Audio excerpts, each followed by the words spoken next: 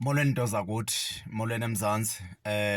Ndithi mandithathe eli thuba ndinibulise. Nguvisho lo. Nguvisho lo. Izinto zakuthi into ebangela into yoba ndimbeke apha emveni kwam ngumculi lo.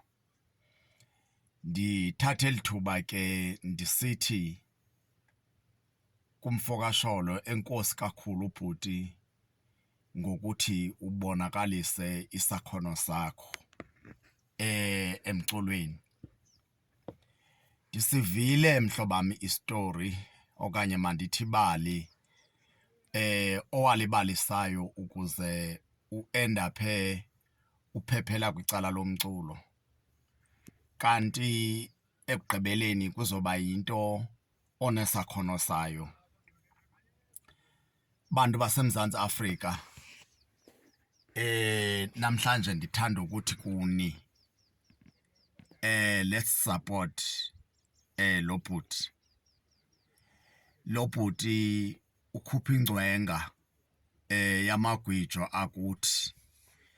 Amagwijo athi mfondini xa wamamele ushukume nawe.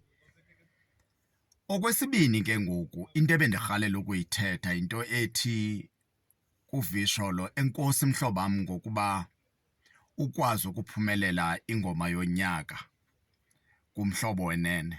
Ndifuna ukuthi enkosi kakhulu. Ndifuna ukuthi kwinkosi kubantu base-Eastern Cape. Ndibabonile nakwenye i-event bebonakalisa ukulangazelela okanye ukumsapota uSholo kakhulu. Yaye ndibabonile abantu baseMzantsi Afrika, wonkana uMzantsi Afrika. If andiphazami ndike ndambona napha eKhosini FM, mntakaSholo enkosi bhuti, ngomsebenzi osenzele wona. Enkosi mhlobam kakhulu ngoba usibonisile ukuthanda umculo, wasibonisa futhi nendlela ozimisela ngayo. Ndikubonile mna kakhulu, ambalwa amathuba apho bendike ndikubone unguwe nje unganxibanga isintu. Ixela mhlophe ke bhuti into yoba ibhongo lale nto uyenzayo neqhayiya uyibambile bhuti kakhulu. Ndiyibulele ke into yokuba usibonakalise uwina kwingoma yonyaka kumhlobo wenene. Enye into ebendirhalela ke ndiyithethe nto zakuthi ndiyibhekisa phaa kumhlobo wenene.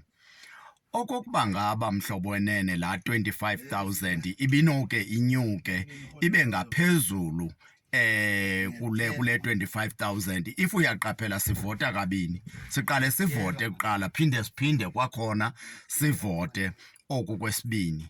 Now ndiyafuna ke ukuthi xa ungake ubale mhlawumbi ezi R2 okanye R1.50 ezo, noko bekumele into yoba into exhanyulwa ngumntu noko ithe xaxe kune-25,000. Ngoba siyavota ngobuninzi. At the same time ke kuzophumelela ingoma eyi-1. Ufumanise ke ngoku into yoba bavotile abakaKhuzani, bavotile abakaSholo, bavotile abakabanibani, bavotile abakabanibani, njalo njalo. Bonke nje abantu abathe babe bangenelele kwinto edibene ukuvotela ingoma yonyaka. So ndiyafuna ke mna ngokunokwam, luluvo lwam phofu, ndiyafuna ukuthi laa mali inintsi endaweni yento yoba iqhawe lethu linganikezwa u-25,000.